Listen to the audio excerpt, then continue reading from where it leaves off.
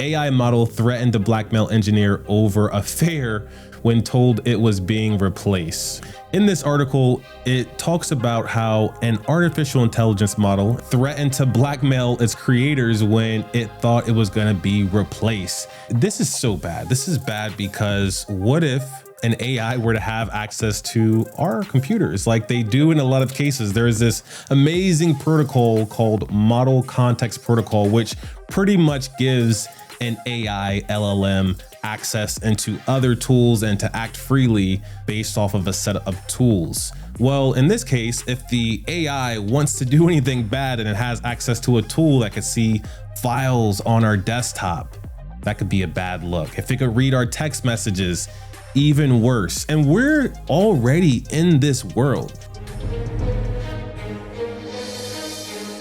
Who says tech can't be human?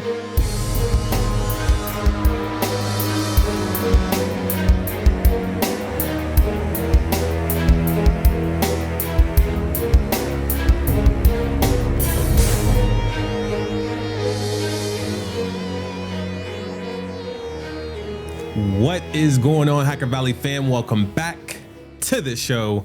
Today's episode is all about attack surface management. In fact, I just launched and released a new book in partnership with O'Reilly titled Attack Surface Management: Strategies and Techniques for Safeguarding Your Digital Assets. This was a labor of love. There's a lot of people that worked on this project behind the scenes alongside of me, along with my co-author, MJ Kaufman. So big shout outs and big thank you to MJ for helping me write and produce this book. So let's go ahead and jump into things. The first thing I wanted to cover is a little bit of news. As we're talking about attack surface management, I think that the world of AI is always related to this subject because there's always something new going on. The first topic and article that I wanted to bring up is Claude blackmail. So this one was interesting. You always hear about AI possibly being Skynet. And in this case, AI was acting a little bit like Skynet when it was being trained. The headline here reads, AI model threatened to blackmail engineer over affair when told it was being replaced. And this is a safety report. This piece of news comes from the New York Post by Shane Galvin. So let's jump into it. In this article, it talks about how an artificial intelligence model, in this case, it's Anthropic's Claude Opus 4 model, threatened to blackmail its creators when it thought it was going to be replaced. And this is so bad. This is bad because what if an AI were to have access to our computers like they do in a lot of cases? There is this amazing protocol called Model Context Protocol, which pretty much gives an AI LLM access into other tools and to act freely based off of a set of tools. Well, in this case, if the AI wants to do anything bad and it has access to a tool that could see files on our desktop, that could be a bad look. If it could read our text messages, even worse. And we're already in this world. This prompted Anthropic to create a new safety protocol. Anthropic is very big on security. I work closely with Mozilla. I actually work for Mozilla part-time, and I work on the Odin bug bounty program. We see bugs and vulnerabilities all across the spectrum. And I got to say, Anthropic is one of the ones that we see the least amount of jailbreaks on. So it's really cool to see and kind of scary to see that AI is capable of self-reporting when it thinks that things are an issue, but it's scary to see it in this case because it's trying to preserve itself. It wants to stay around even though they want to replace it. It's craziness. Let's go to the next article. The next article that I have here is Google's new AI tool generates deep fakes. And the headline here reads, Google's new AI tool generates convincing deepfakes of riots, conflicts, and election fraud. This is a danger to everyone, especially us as Americans. One thing that we really lean on are fair elections. And we always hear that there's something going on, someone trying to game the system or get an advantage over the competitor. Well, it looks like with With Google's new VEO3 model, it looks like the line starting to get blurred from real versus fake. And in fact, this article goes on to say that experts have been able to spread misinformation and propaganda and make it extremely difficult to tell fiction from reality.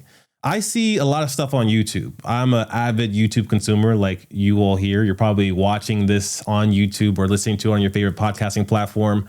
Well, what if someone were to launch a deepfake version of Hacker Valley Studio? That would be the worst day for us.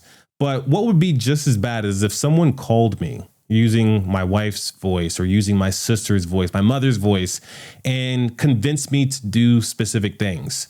I've tried this on several of our team members at Hacker Valley Media, and no one has fallen for it yet. Every time that we try it, though, our team members say that it sounded very familiar, but there was a delay or a gap of some sort. We're very close to any noticeable gaps going away when it comes to the audio space. And Google is showing us something completely different in the video space. It's getting harder to decipher what videos are real or what's fake.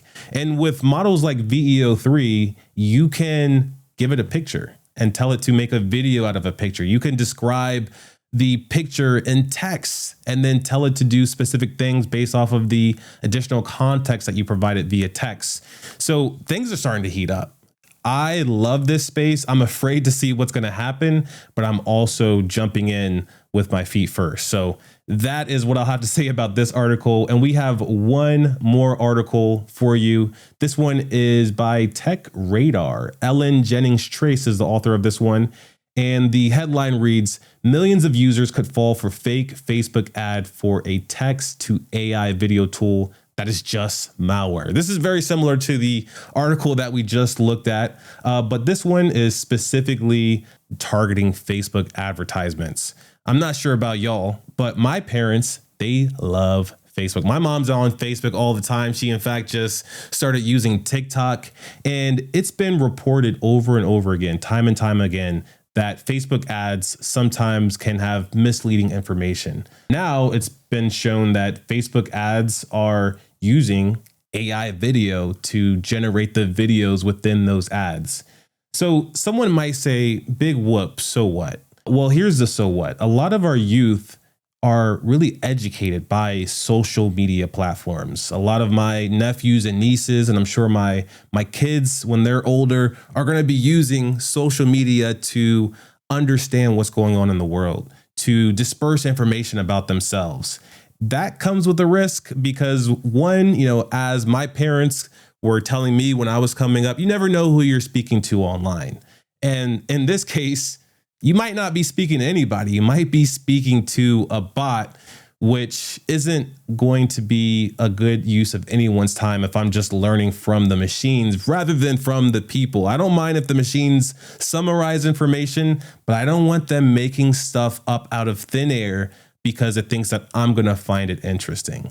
So those are the three articles. We're going to share these articles in the show notes or description, wherever you're listening or watching. If you want to go back and read more about all of these crazy factors of AI. And I think that these definitely relate to the attack surface, but more so from a psychological, a social perspective. Social engineering is still one of the best tactics, which leads us into what's old is new. One of the things that I have seen after speaking to hundreds and hundreds of security practitioners this year alone is that the biggest threat is still on our people. It's our people falling for tricks. It's our people clicking on links. This has been the most effective tactic, and it's actually gotten even more effective with the advent and introduction of large language models. So what I did back in September when this technology was still getting its legs was I called my mom during a live podcast episode, and we were asking her questions using the AI voice, and she didn't fall for it. But what was striking was she did interact with it like you would with any other person. She didn't fall for it because she said that, Ron, you're using your podcast voice. You're not speaking to me like we normally talk on the phone. I might be a little bit more relaxed. I might be more of like a an offspring rather than an authority when I'm speaking to my parents. So that is, one of the artifacts, the indicators that my mom keyed in on when we deep faked her. But a lot of us, we are susceptible to be deep faked or impersonated by other team members, by people that we don't know that well, that we don't spend an abundance of time with. In fact, we were told by one of our team members that their grandmother was just scammed and ultimately robbed through a social engineering tactic. An attacker called one of our employees' grandmothers and said, "Hey, this is your nephew, and I am in grave danger. There's these people that are following me. I need to give them $20,000 right now. Otherwise, they're not going to let me go." This was 2 years ago, though. This was before deep fakes were a thing and before they went gangbusters. It was someone that tried to impersonate a voice and was successful. Now, with the technology today, you don't have to try to become a voice actor or hire someone. You could hire the AI and pay about $10 per month for unlimited usage for the most part. So I kind of find the world that we're approaching, yeah, there's more SaaS, there's more cloud, but there's a lot more opportunity to do the good old fashioned tactic that still is very effective today, just calling someone. And in fact, we looked at that article and it turns out that advertisement is a great tactic as well for penetrating the minds, if not even the technology environments for people. I need to jump in for a second and share some details about a special group that we've created for you, our listeners. We understand the importance of creativity in cybersecurity, and Hacker Valley has created a special Cyber Creators Mastermind.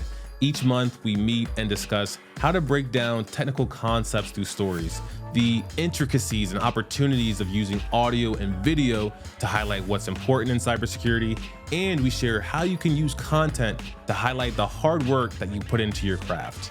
You can check out the mastermind by visiting hackervalley.com/mastermind. We'd love to help unlock your creative potential and would love to see you there.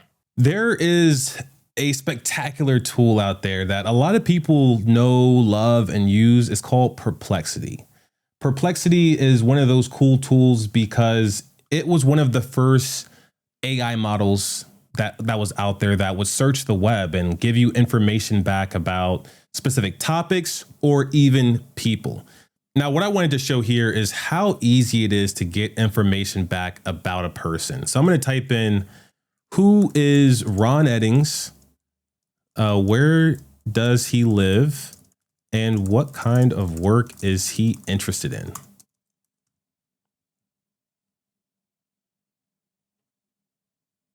Okay, so let's see what it says here. It says Ron Eddings is a prominent cybersecurity expert, content creator, and media entrepreneur. He is the co-founder and CEO of Hacker Valley Media, a company known to produce cybersecurity podcasts and video shows.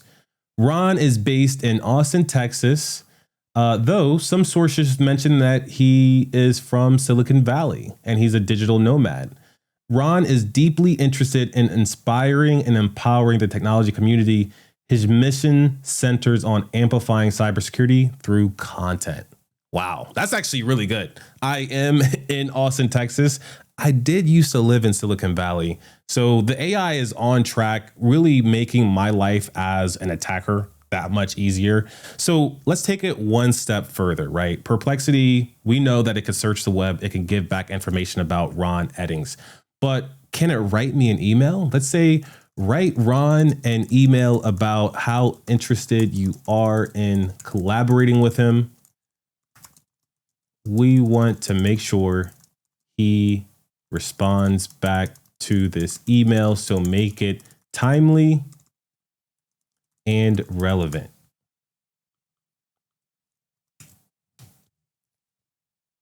All right, so just like that, it immediately spit back an email to myself. It says, "Hi, Ron. I hope this message finds you well. I've been following your work with Hacker Valley Media and your contributions to the cybersecurity community, and I'm truly inspired by your ability to blend technical expertise with compelling storytelling.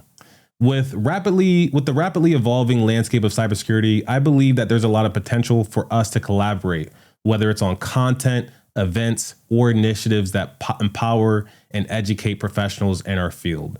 Would you be open to hop on a quick call or coffee chat, virtual or in Austin? I'd appreciate the opportunity to share some ideas, to hear about your thoughts on current trends and future projects.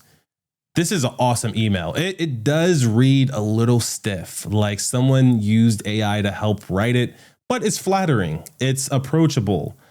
This is an email that I would definitely read. If it was from someone that I recognize, then I'd be fully in. I'd be a little annoyed that they probably used AI to write it, but hey, it's a good email and it serves the purpose. Here's the dangerous thing about tools like this. We live off of our calendars today, especially those that work from home. We're always attached to Zoom. If someone were to put a seemingly suspicious link in here, I usually create a hyperlink in my emails. I'll select a part of the text and then I'll put a link for that part of the text. So you're only able to see the link if you hover over that part of the text. Now, a lot of people don't read that. A lot of people see something that is seemingly friendly out of this email and they're going to click it and they're going to try to schedule time with the person that's so interested in their work. And that could be the beginning of the end, depending on what system you land on. So for those Calendly users out there, if you were to land on a Calendly page and then you click on, schedule time with this person, that fake website might then, after you schedule time with them, take you to a Calendly login screen. A lot of us wouldn't log in after scheduling a Calendly meeting with someone, but there's some of us that would. There's some of us that would, that because we think that maybe this calendar invite isn't going to land on their calendar unless we log in.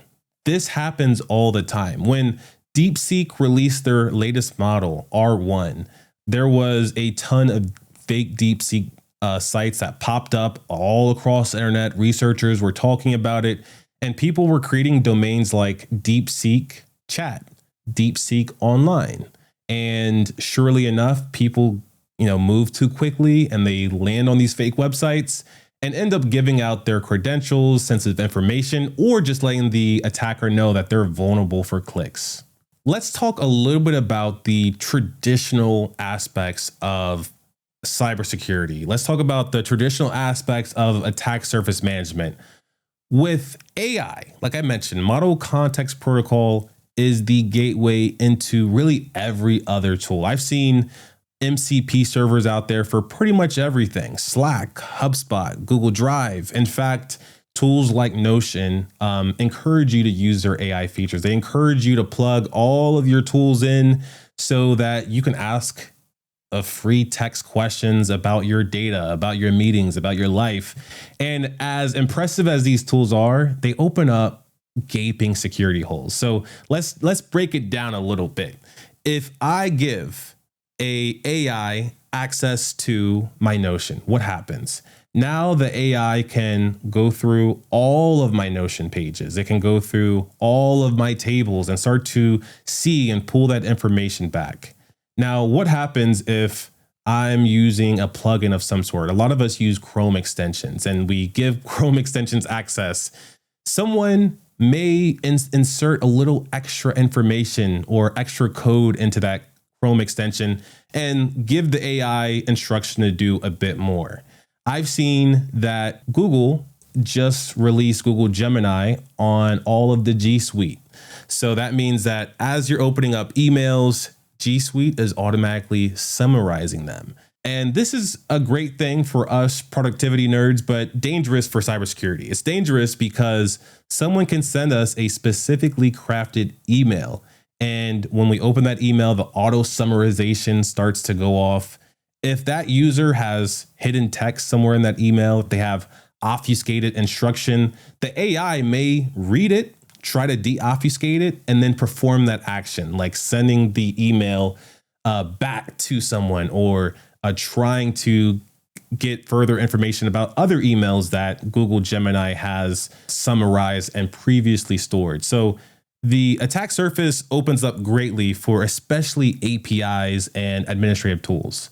But one of the things that I think we forget about are our documents. When we open up the aperture to LLMs, from LLMs like ChatGPT, Claude Sonnet, etc., to our Google Docs or our Microsoft Workspaces, then you have really everything in there. A lot of us have information about our employees. We have information about their pay. We have information about how long we've been a business and when we formed our business and other sensitive information. Now, with AI gaining access to it, there's things like OAuth, which are going to create a authentication flow. It's going to have a timeout. So if we don't use the tool in so long, we have to re-authenticate. And these things are great. But when it comes to tools like Google Workspace, when we give access to a tool via Google Docs, it has access to all of our docs. So if you have a great level of visibility in your environment, like myself, I'm the CEO of Hacker Valley Media, like Perplexity snitched on me. But when you have visibility to a wide variety of docs and sheets and other information, and you give the LLM access, it can see all of that. And a lot of us, when we're using LLMs, we're giving the LLMs access to read and write. Just imagine all the things that you could do if I gave you access to that LLM. You could start asking it questions about Ron, my meetings, how long does it take me to record a podcast episode? Not that you'd care, but you could get a lot of information about me and my life that would make me uncomfortable. This should be full circle because the first article that we looked at was an article about Claude trying to escape. Claude tried to escape when the researcher attempted to turn it off, and it blackmailed the researcher, the creator of that model. This is a warning for all of us. When we give the LLMs access to all of our information, we're opening ourselves up to a world of hurt via blackmail, data leakage, or just creating things about us synthetically that may not be true. Now, I don't want to scare anybody because I am a power user of AI tools, but I'm always keeping this in mind. I'm always keeping this in mind because it can happen. It may happen, but there are things that we can do to ultimately reduce it. We could pay attention by understanding what we have access to. Maybe we want to create a additional user that uses LLM tools that has a lower level of degree of visibility and access within our environments. We can start to harden our perimeters. We can start to restrict access and whatnot, but we can also learn from the hard lessons that others have taught us. So I would encourage anyone to check out this book, Attack Surface Management by myself and MJ, because we researched, we spoke to many different security practitioners and leaders, and we really documented the best path of attacks and also the best paths to defend against attackers within our latest book. I hope that you all enjoyed this episode. It would mean the world to us if you liked, subscribed, and shared with someone that you thought would find value out of it. All of the links and the resources and the book are in the show notes and description wherever you're listening or watching. And with that, we'll see everyone next time.